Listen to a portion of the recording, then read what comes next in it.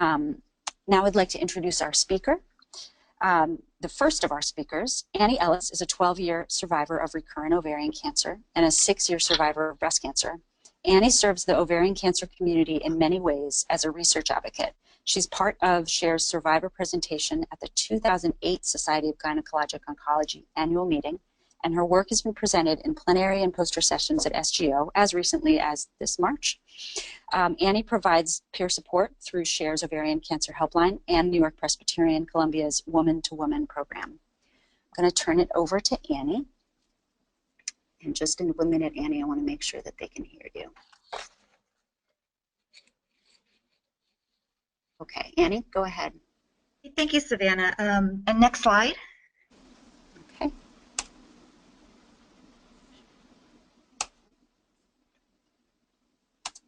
Hold on.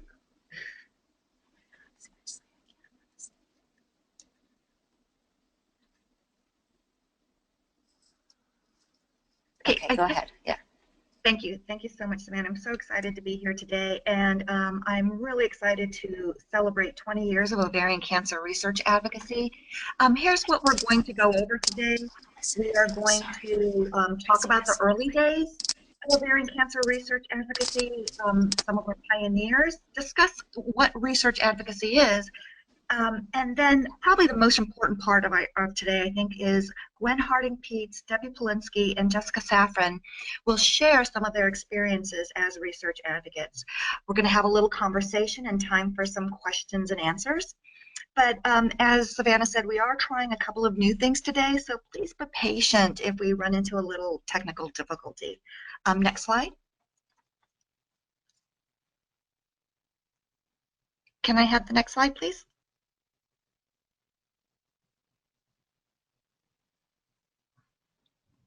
Okay, here's just a little bit about myself and some of the things that I do.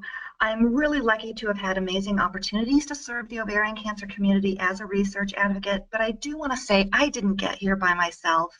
In the beginning, I didn't know much about research advocacy or even think that I was qualified. I was encouraged by other survivors who were already involved to apply for the OCRP Consumer Review and also the AACR SSP program. Several research advocates became mentors and colleagues, and along the way I've had some pretty amazing opportunities to serve. I hope that some of you who are listening will become interested in research advocacy and maybe even realize that you are already involved in some ways. Okay, so next slide, please.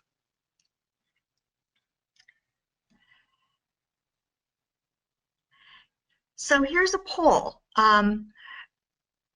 I don't know, Savannah, is there a way to pull the participatory part out? So who are research advocates? You can select one of the answers here.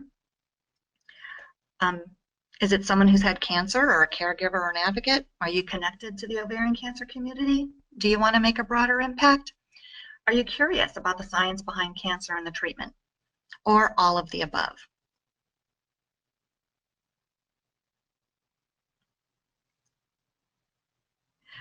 Right, okay, so pretty much it's all of the above. We do have a PhD. If we can go back to the slide, I like to say my PhD is a personal history of disease, and that could be as the person with cancer, a caregiver, or an advocate, and you're connected and know the needs of the community. I do want to point out that some agencies do give priority to people who actually have the condition, and in this case it's ovarian cancer. But yes, all of the above are what makes a research advocate. Next slide. There are different kinds of advocacy, and many of us wear different hats. All advocacy is vitally important, and today we want to shed some light on research advocacy. I really like this illustration from PAIR, Patient Advocates in Research, with, you know, to me it's all part of the puzzles. How do all these things fit together? And research advocacy kind of touches all the different kinds of advocacy out there. I also like this illustration from Cancer Information and Support Network, where it shows that the patient is always at the center of all our advocacy. And I think this is a good time to remind everyone there is no research advocacy without research, and there's no research without funding. So next slide.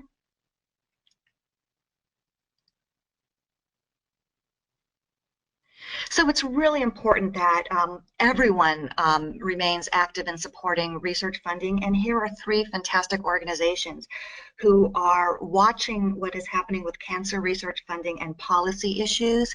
It's really easy, and if you have not already are getting OCRFA action alerts or involved in any other way, here are three ways to do so. It's really easy. If you can't use these links, it's really easy to Google these things and be a part of making sure that research funding continues to happen in the future. So next slide. This is our first test here. It's the 20th anniversary of the Ovarian Cancer Research Program, or OCRP, which is part of the Congressionally Directed Medical Research Programs. You'll see CDMRP a lot coming up in some of the other slides. I think this video, if it works, can kind of give you a feel for the partnership that happens when patient advocates and researchers work together. So if we can try to get this started, cross your fingers, everyone.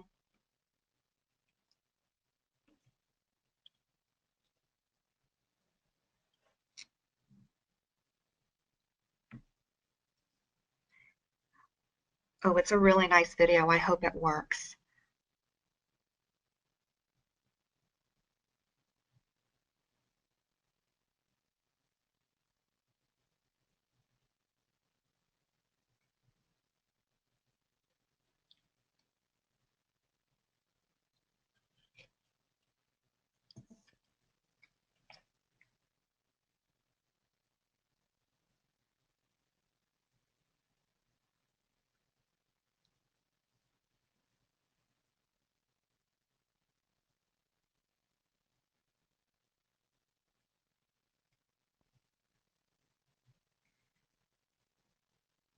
Okay, it looks like we're having audio issues here.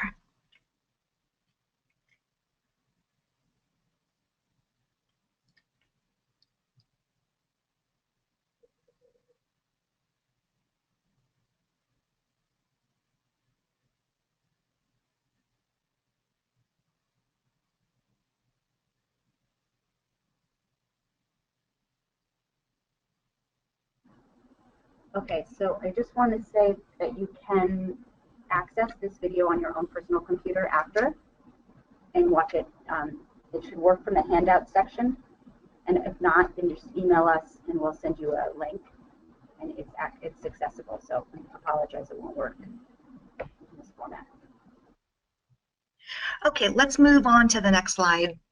Sorry about that, folks. Please, at the end of this, watch this video. It really gives a nice representation of the work that's happened at OCRP and how advocates have been involved. So basically, the CDMRP is an organization housed within the Department of Defense that funds biomedical research.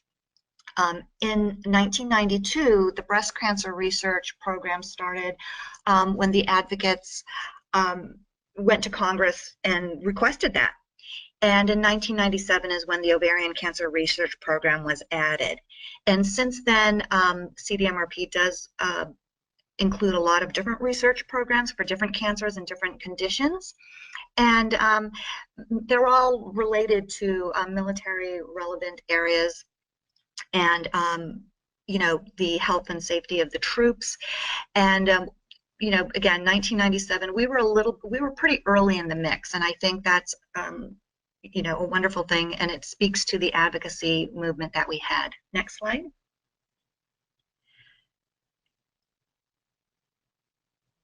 And here is the vision and the mission of the Ovarian Cancer Research Program.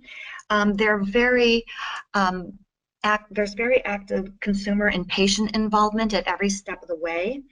It's a flexible program. We reset the vision and the mission and what our funding priorities are going to be every year. And it's a great hallmark of this research program is that we can move things quickly. Next slide. And this is just so that you can see what the funding's been since its inception. Where the red arrow is in 2009, our funding doubled from $10 million a year to $20 million a year during the recession. And that was because of advocacy, of all the people who got on the phone, went to Capitol Hill, especially the OCRFA advocate leaders and everyone who answered action alerts. We made this happen. And advocacy is more important than ever. We need to fight for every dime for ovarian cancer research. And before we move on, I just want to give a shout out to Dr. Patricia Modrow and Amy Klimas, who are involved with OCRP, and Karen Wiley, who shared these slides with me. She presented at the OCRFA conference last year, so I didn't have to reinvent the wheel here. But these women are all committed to ovarian cancer research and empowering consumers or patients to be involved. Next slide.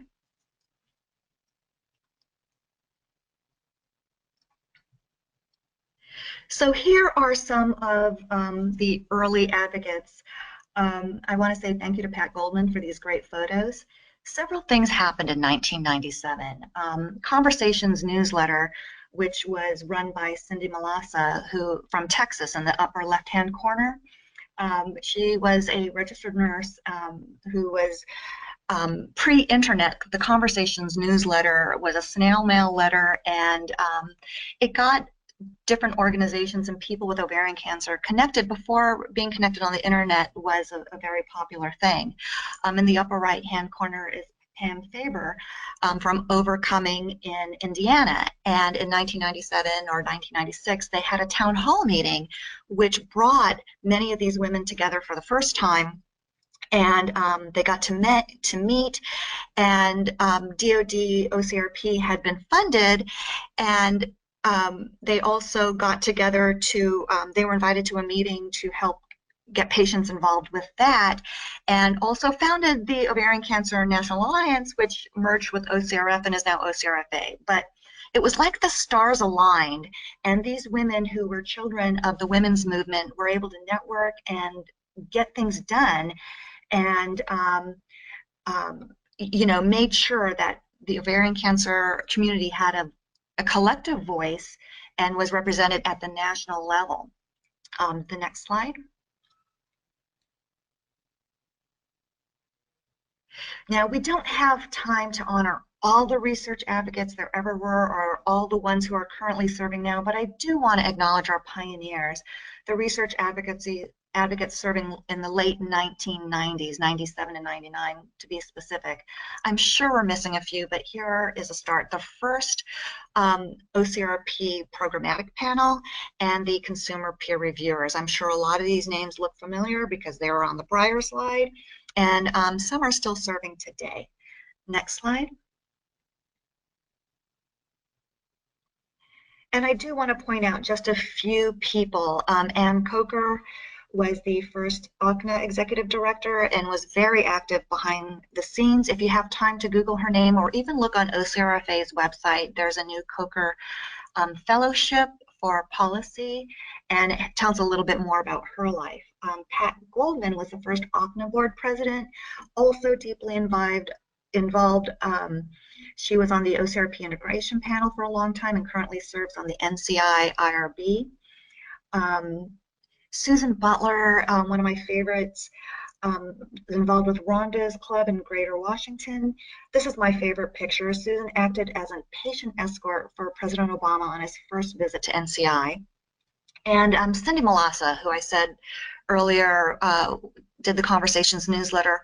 Her survey and collaboration with Dr. Barbara Goff led to the consensus symptoms.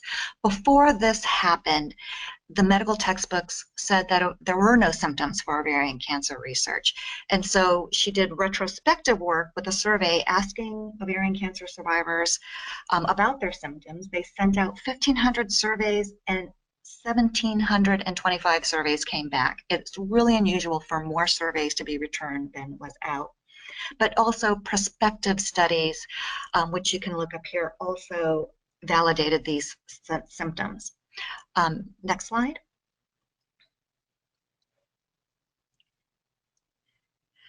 And here are a few more research advocate pioneers. Mary Scroggins does some wonderful things and is still currently active. And we also have Diane Paul and Martha Solange, who are associated with SHARE. And you can see many research advocates may wear many hats and do amazing things at the national level. So the common theme that we kind of see is that experienced advocates often get involved out of Oregon, and we have a continual need for more research advocates, for ovarian cancer. Next slide.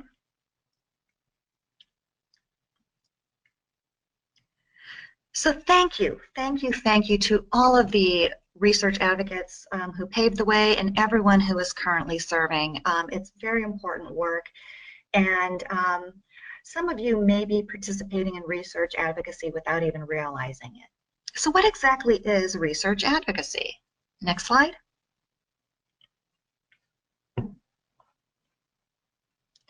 So here is NCI's definition.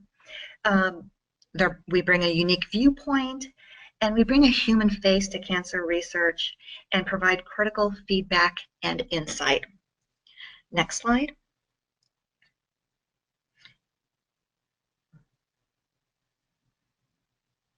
I also like Research Advocacy Network's definition, infusing the research process with our experiences, and then how we actively drive the questions and we protect patients who participate in research and share the results with others. So next slide. Okay, let's see if this works. There are only a few ways for research advocates to participate in research. Do you think this is true, or do you think this is false?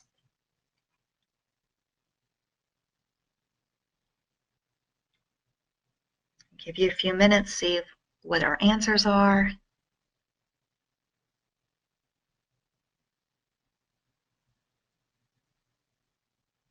I wish there was we had music like from Jeopardy. False, 100%. That's true. There are. Let's go to the next slide.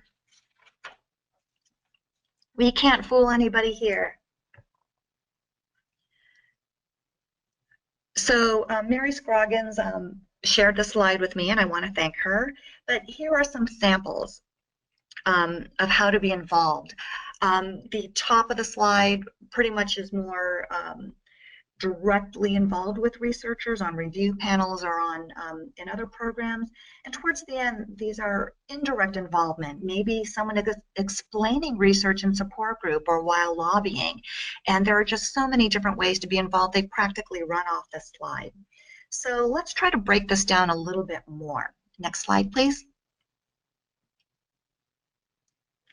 So I really like how NCI's Office of Advocacy Relations describes the main areas of advocacy involvement as advise, design, review, and disseminate.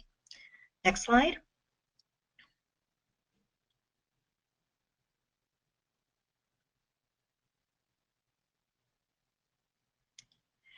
So under advise, it's developing recommendations and providing input.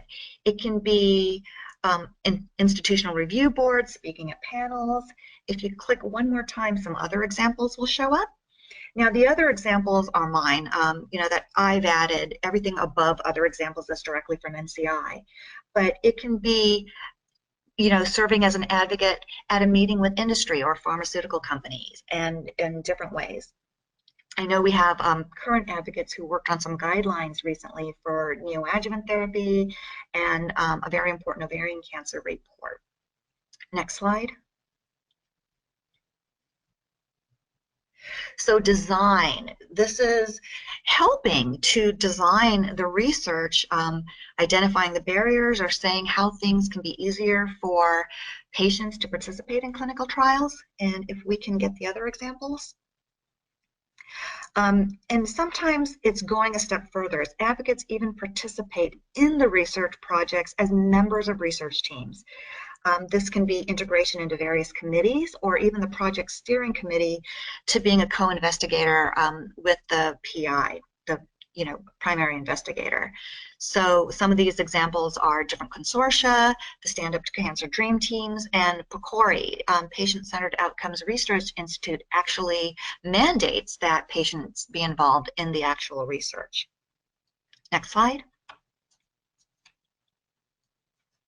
So review is probably what we're most familiar with when we think of research advocacy.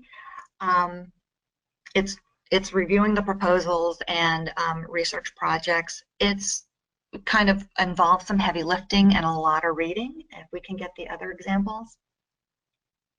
So serving as a consumer reviewer on OCRP, the task forces, or the steering committees. Again, there are many ways to be involved in review. This does require a little bit of heavy lifting, and pre-panel reviewers often serve in a vacuum where we can't talk to other people about this and have public discussions. Next slide. And then there's disseminate. It's just sharing these findings in a non-scientific way with the rest of our community. It can be as informal as talking in support group, one-on-one peer calls or social media, or formal using newsletters, webinars, conferences. I do want to point out the Ovarian Cancer Research Fund Alliance Research Advocates webpage. There's information on serving as research advocates. You can meet some currently serving research advocates. There's some resources, and also some of us who attend professional conferences sometimes write reports, and from the patient perspective, and you can get those reports here. Next slide. So you can see that advocates have become an integral part of the research community, and that we serve in many ways with many stakeholders. Although our functions and priorities may be different, we're all on the same team. We want to make things better for people living with cancer. Next slide. Okay, so if all this research advocacy is happening, why don't we hear more about what research advocates are doing? Is it because they're shy? Is it because they don't want to share their information? Or is it because of confidentiality agreements? I bet you know the answer to this one.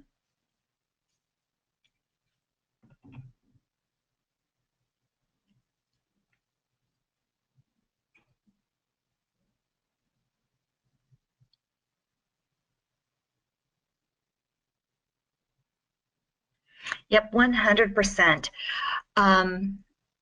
Next slide.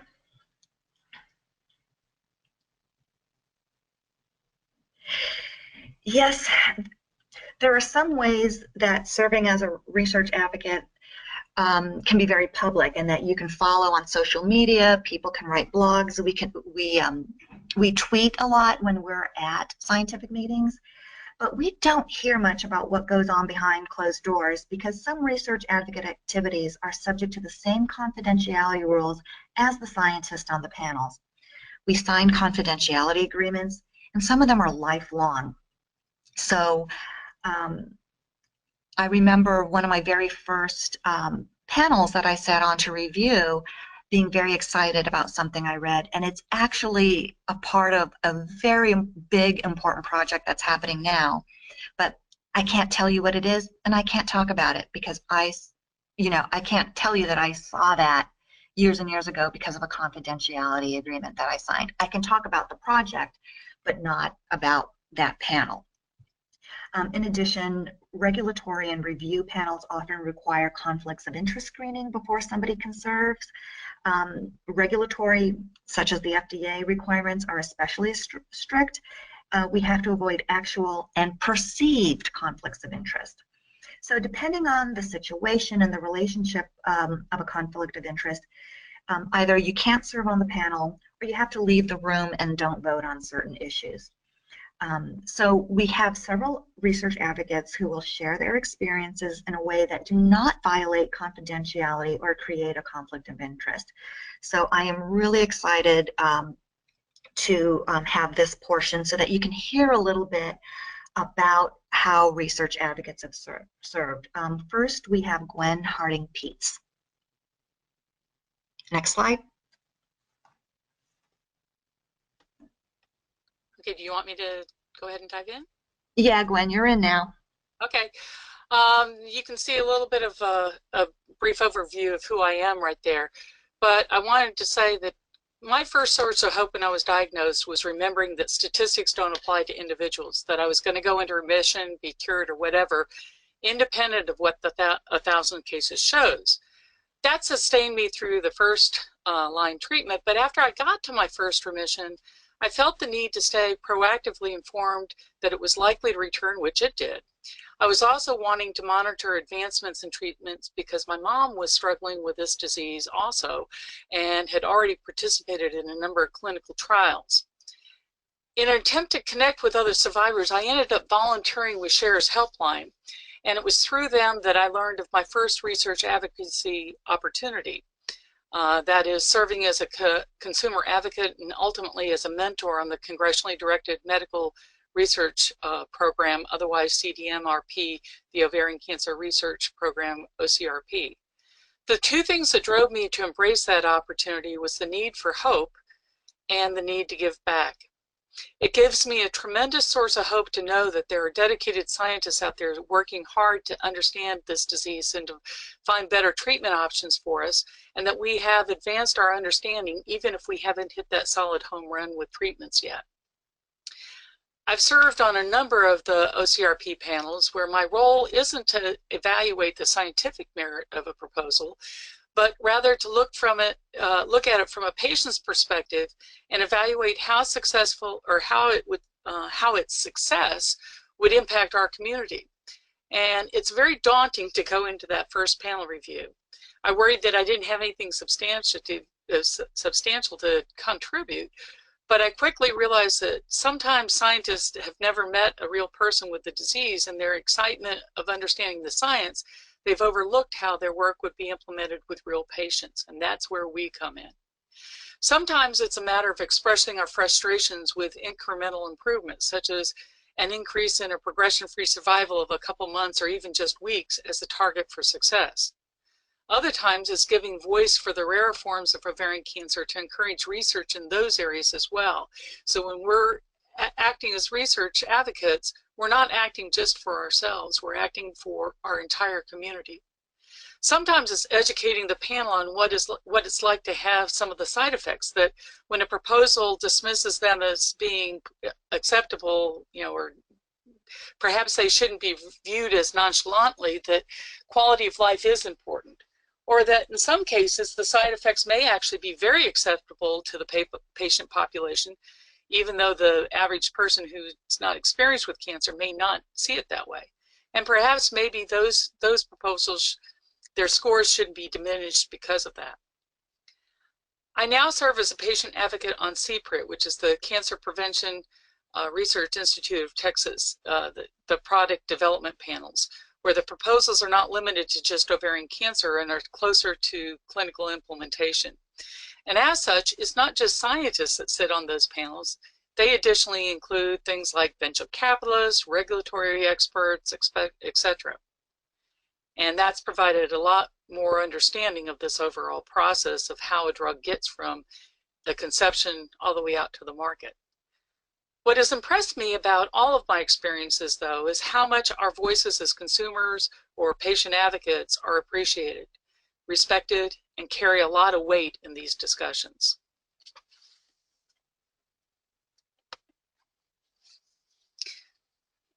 Annie? Yep. Okay. Oh, thank you so much, Gwen. That is fantastic. And next we have Debbie Polinsky.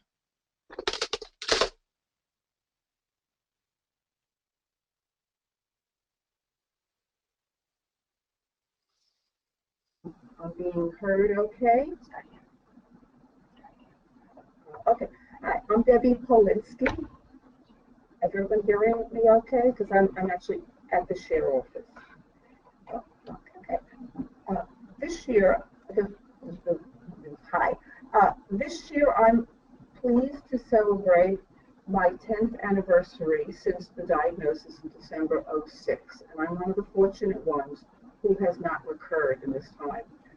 Over the years, I've attended and volunteered in as many ovarian cancer activities as I could find as a way to accept the disease, understand the disease, and also to give back to the community for the support I received at Share and at other places, and to help where I can. In 2010, I was on a panel for a drug company, and in 2011, I represented Share at the Advocate Scientist Program of the American Association of Cancer Researchers Convention. 2 years ago, I attended the FORCE conference. FORCE is Facing Our Risk of Cancer Empowered. It focuses on hereditary-based cancers, mainly those cancers caused by the BRCA mutation and other mutations. I have the BRCA1 mutation. At the conference, I was very impressed with it, and they were seeking volunteers to be their research advocates. And I felt that since research is the backbone of new approaches to conquer ovarian cancer, I agreed and signed up for their training course. So this was very convenient that they had an existing training course, and it consisted of 10 webinars that I was able to do from home about the basics of breast and ovarian cancer, statistics, terms and concepts used in research studies. Many were familiar to me, but some were not, so it was a good learning experience. When I finished the course, the director of FORCE asked if I'd like to be their representative to the Stand Up to Cancer Ovarian Cancer Dream Team. This is a collaboration of about 6 major cancer centers, specifically with a grant on cancer research. Several ovarian cancer organizations such as OCRP, NOCC, and SHARE have contributed financially to this effort. The DREAM Team is, as I said, a multi-institutional collaboration with researchers who are competitively chosen to conduct trials to further research in ovarian cancer. So this is private funding.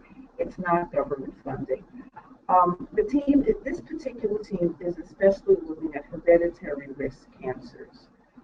2 of the studies they are doing are for prevention in addition to for treatments. There aren't that many research studies out there actually on ovarian cancer prevention. My involvement and of the other 2 advocates on the team has been significant. We have been part of the decision-making process at every turn, especially on the prevention studies. Our opinions are valued, considered, included in the design and implementation of the studies. We've worked via conference calls, emails, and at meetings. The scientists look to us to give the patient's experience and feedback, which we do not hesitate to hold back. It has been truly a satisfying experience to be involved in this effort, and hope I have contributed and furthered the research endeavor. I appreciate being part of the scientific process. Listening to the science's discourse, to me, has been the most intellectually stimulating part of this. And it made me realize that their fears and hopes are really very similar to the patients they serve, to all of us. So thank you.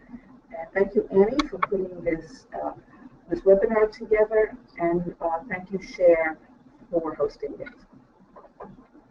Thank you so much, Debbie. That is really wonderful to hear about the Stand Up to Cancer Dream Team. And next we have Jessica Safran. Okay, hi. Can you hear me? Perfectly. Okay, very good. So I was first diagnosed in 2011 with stage 3C ovarian cancer. I discovered after my diagnosis that I am a BRCA carrier.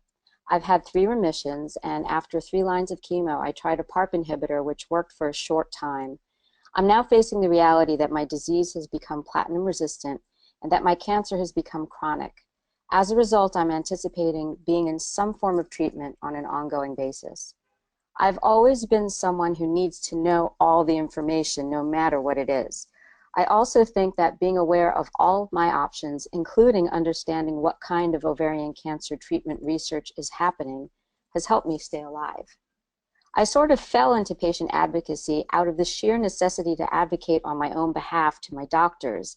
And then sometimes people would refer other women to me so I could share my experience with them as a means of support. I have thought about getting trained as a research advocate, but since I've kept recurring, I've found it difficult to make a commitment. In the past, I've been a speaker for various cancer support organizations and have a specific focus on patient-doctor communications. I've designed and delivered a workshop on empowered patient-doctor communication and have participated in various ovarian cancer webinars addressing clinical trials and living with recurrent cancer. On the research front, I've participated in several pharma focus groups about new drugs. Most recently, I attended a patient advocate meeting and training with a pharmaceutical company. It was eye-opening for me to see that a pharmaceutical company could be so genuinely engaged with patient advocates to make sure they are being patient-centered as well as talking about it.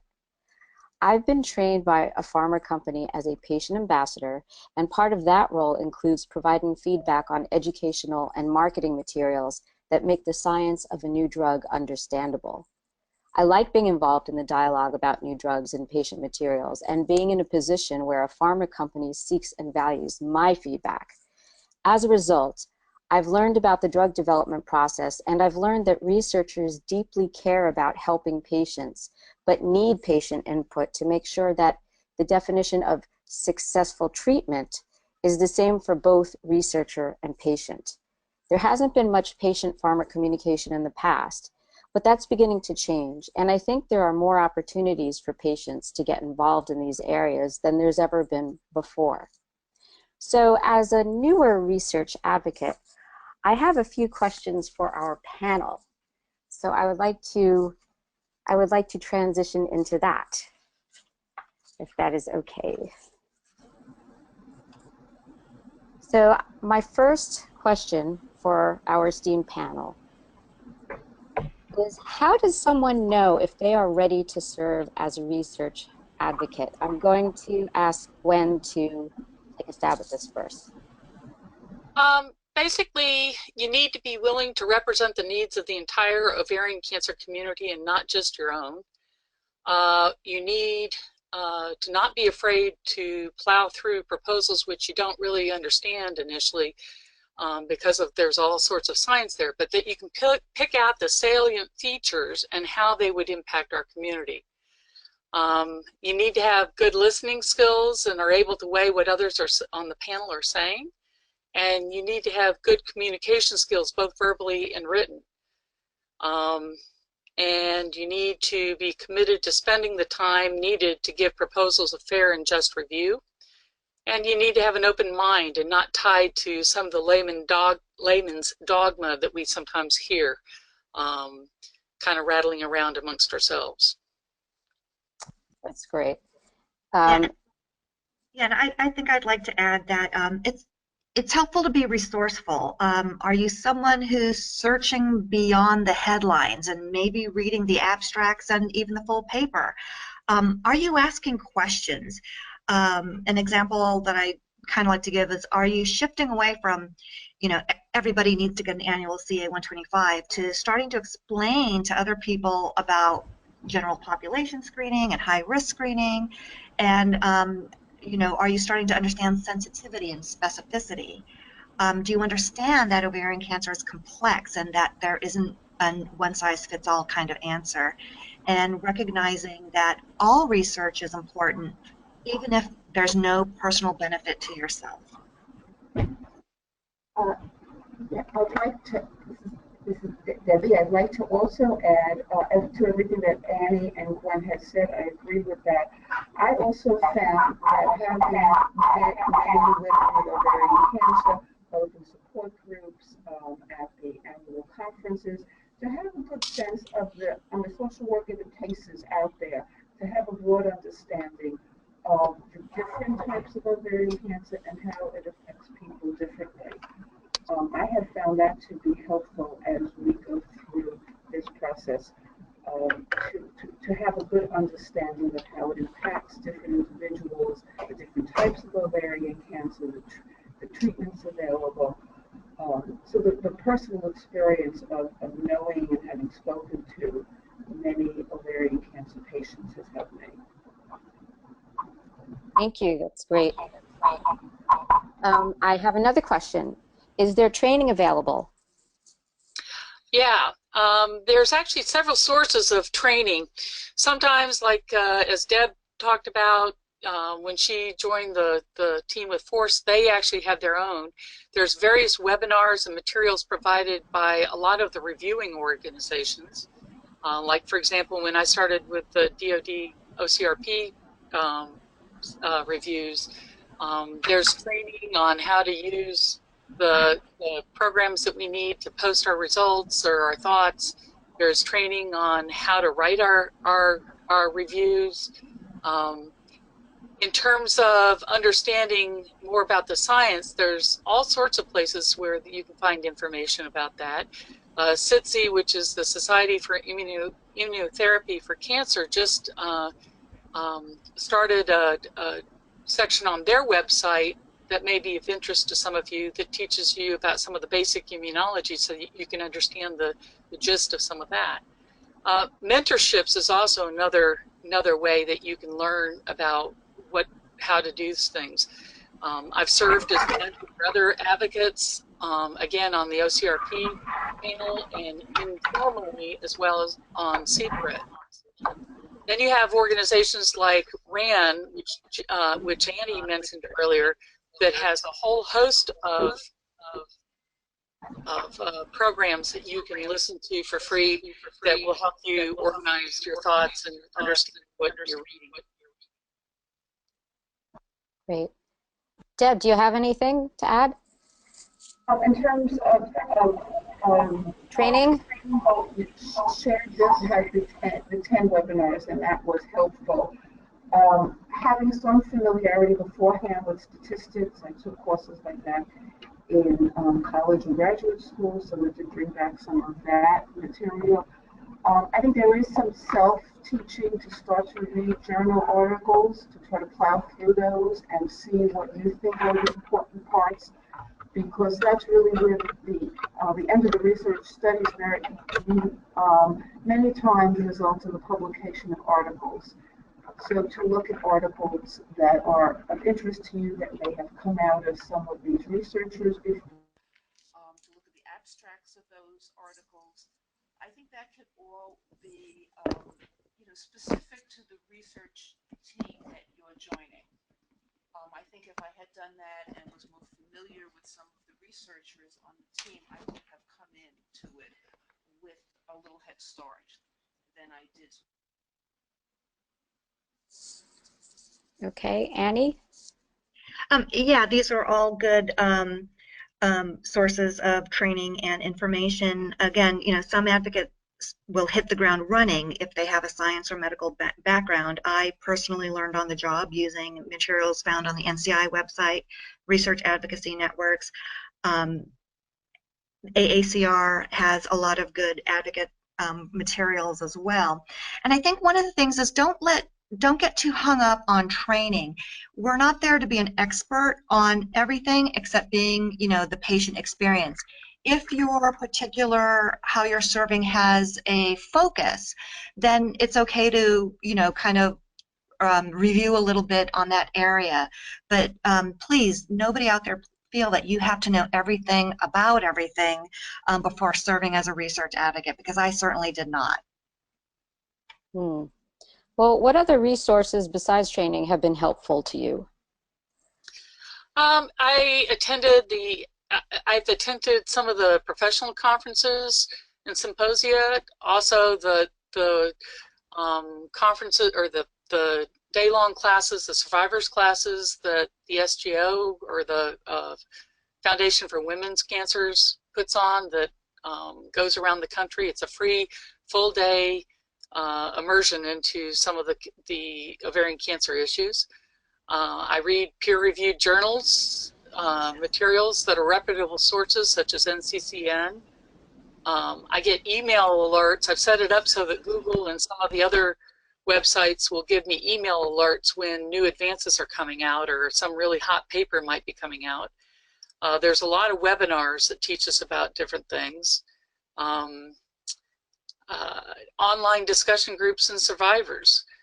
Talking through with other survivors has been a good, helpful source of information, both in terms of understanding what our needs as a community are, as well as leads to maybe new ideas of approaching something that I could take back to the table when I'm at a panel.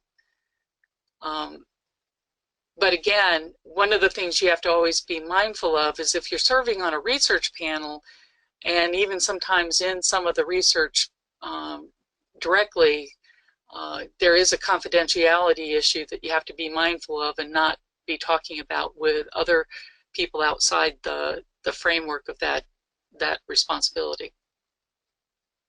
Mm-hmm.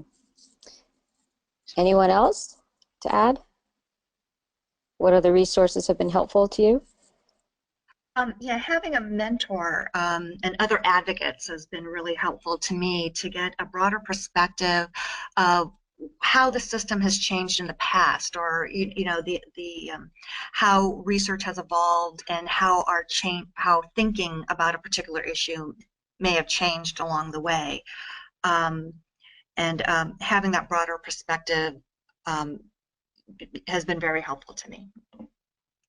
Well, that's a perfect segue into my next question, which is what progress have you seen over the years?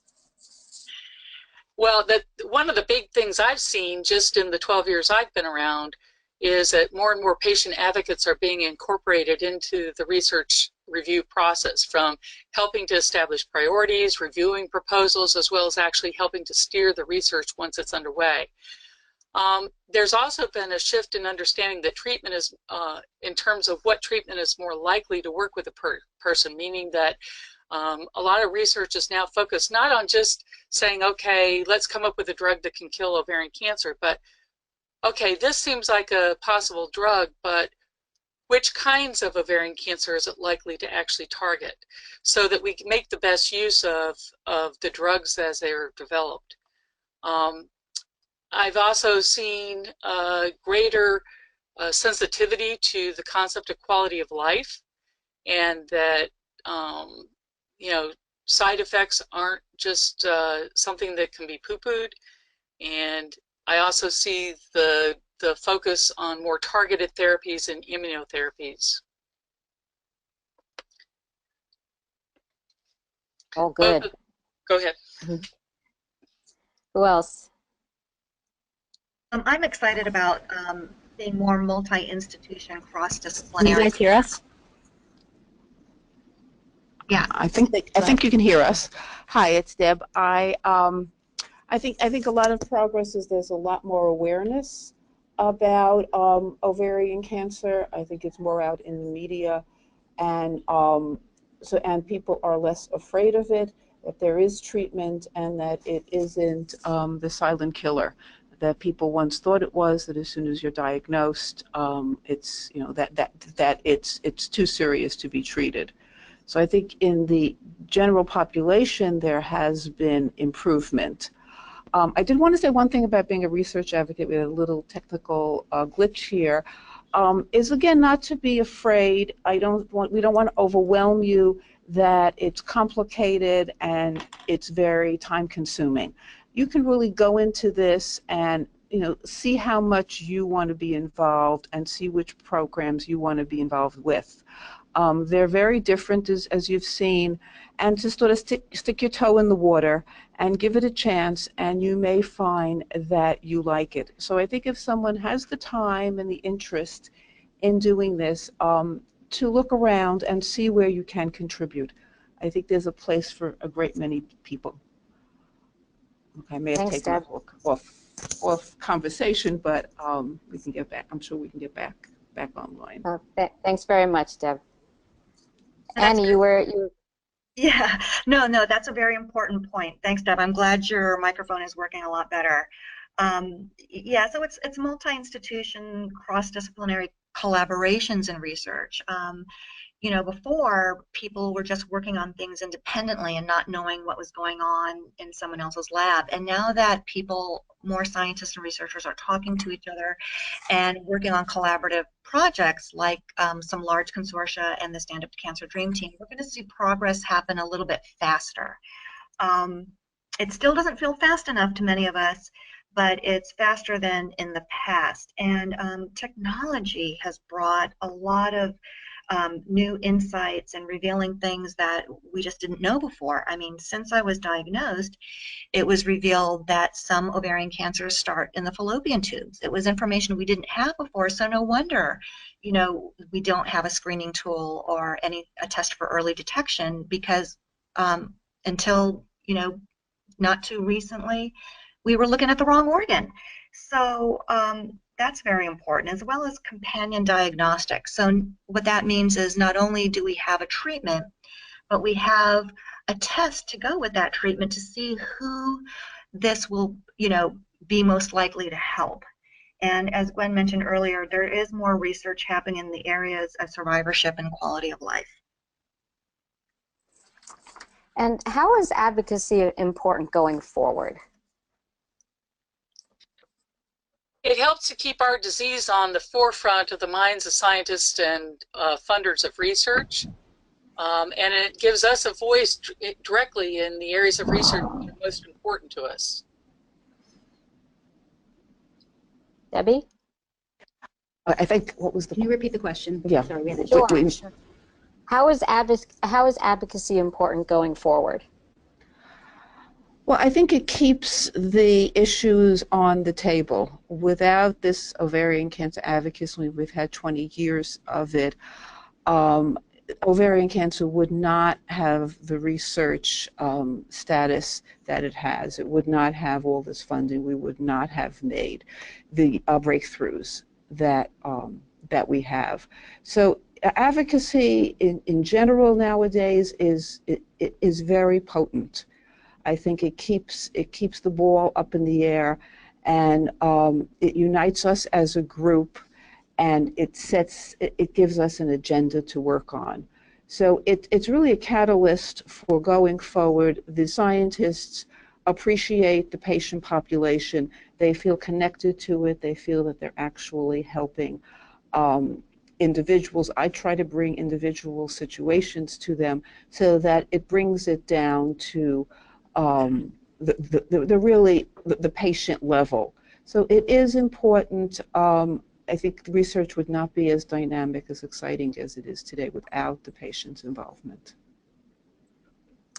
Thank you. Annie? Yeah, I think you know, we need to help keep research patient-centered. Some of the questions and some of the things that are important to researchers may not be as important to us as patients, and by, you know, keeping that in the forefront is our most important job.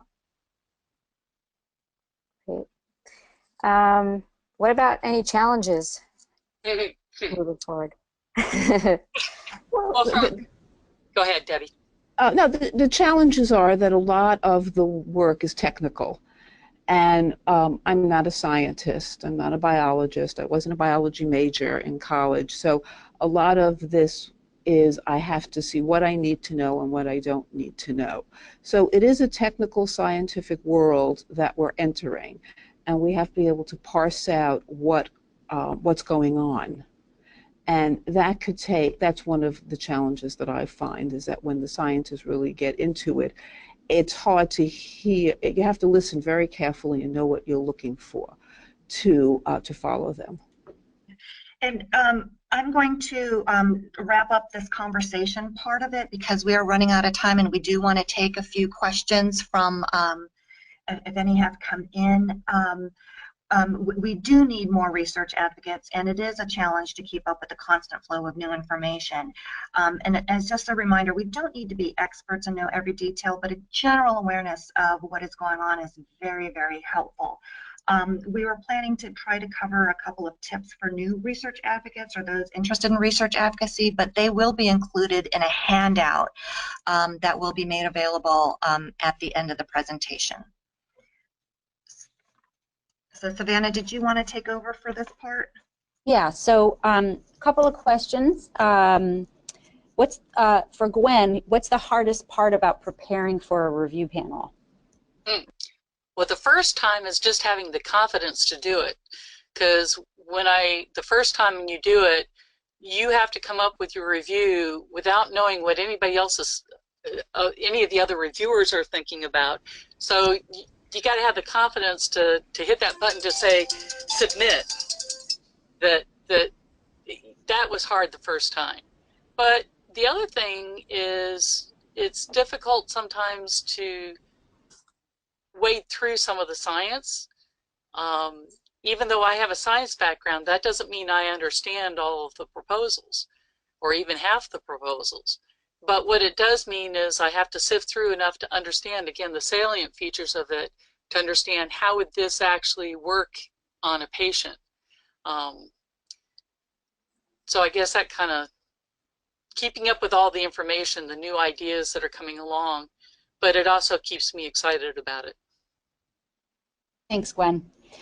For Deb, what's the most exciting part about working with Stand Up to Cancer Dream Team? I've been very impressed with the dedication and passion of the scientists.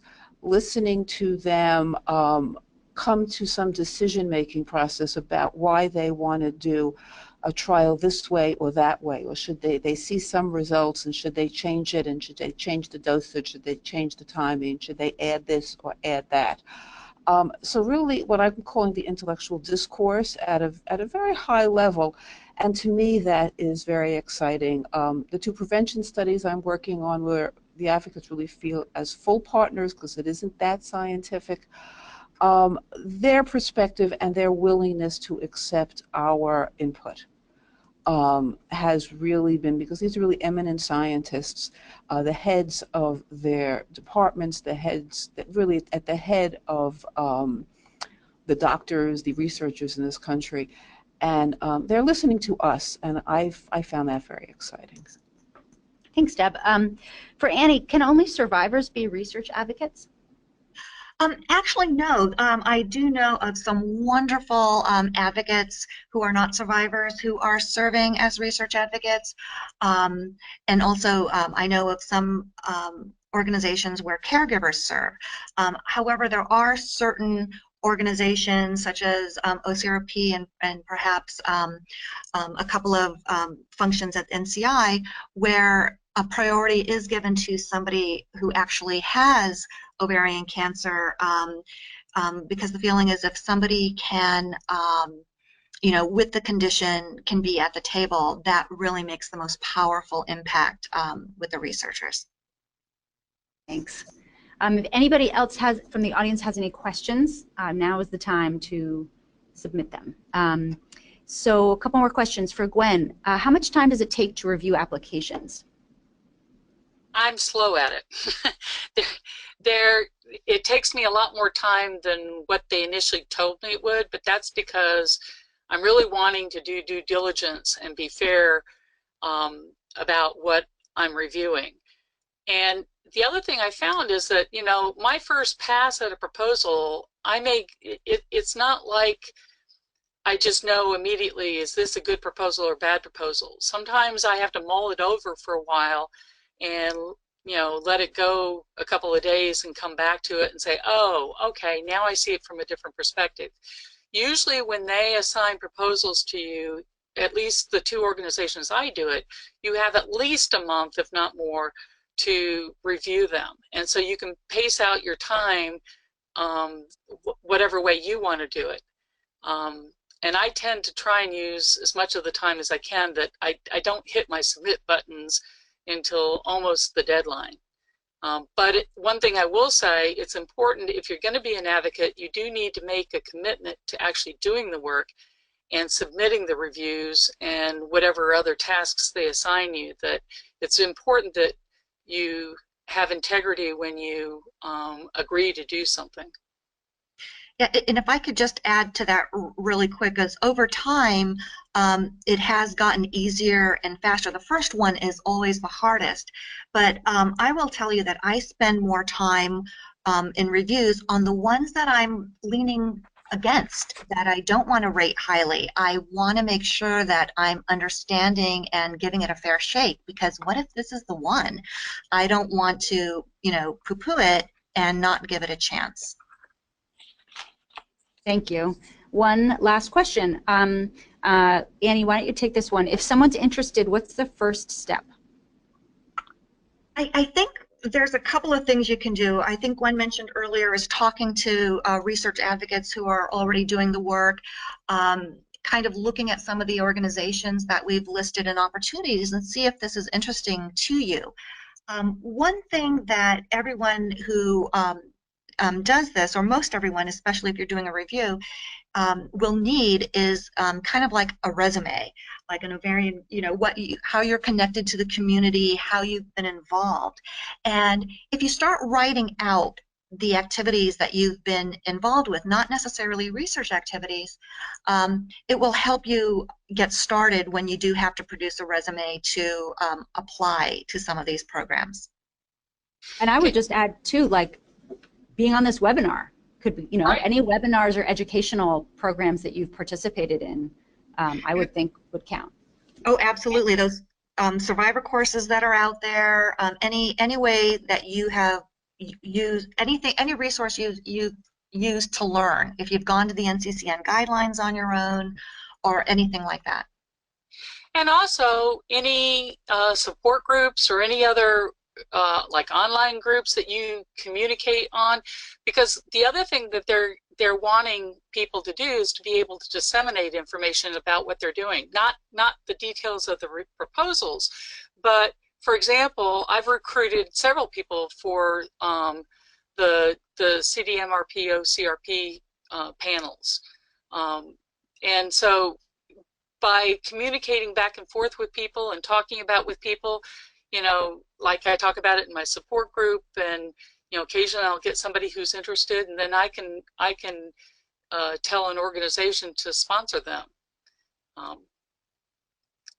So yeah, I want to add to that too, and thanks to Andrea for mentioning this, that for the DoD OCRP, they often ask organizations like SHARE and many other organizations for to nominate people. So if anybody that's listening to this wants to get more involved, just call the SHARE helpline, and we can either, if you feel like you don't have enough information or stuff to put on your resume, then we'll give you a bunch of information and resources that you can go participate with to then put on your resume.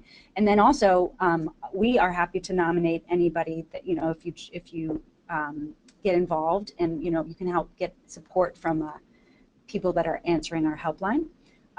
We've also listed a couple of great slides. There's one up right now about advocacy and resources, programs and training resources. This will be available on our website, so you can go back and get back onto these slides, because I know that it's a lot of information. Anybody else wanted to jump in?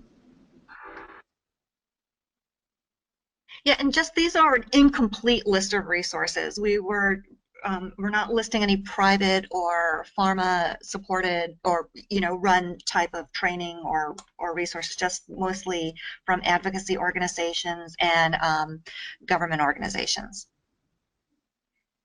So there's lots of ways. Just reach out. We can help. Go and ahead. Just all three, or all of us that are on this panel, I believe, are all members of the volunteer on the helpline. So when you call the helpline, you can ask for one of us, and we can talk with you. Absolutely. Still going with great resources that Annie put together for many people. So there's lots here, and we're done. Okay. So thank you all so much. I really want to thank all of our presenters for a great program, a great conversation. We're so excited to get this information out there and encourage our community to be more involved. Please take a moment to fill out the survey. I'm going to, as soon as we shut the webinar down, a survey will pop up on your screen. We'd love to hear what your thoughts of this webinar are, and if you could please let us know specifics about any other webinars you would find helpful, that would be great. Thank you all for your participation.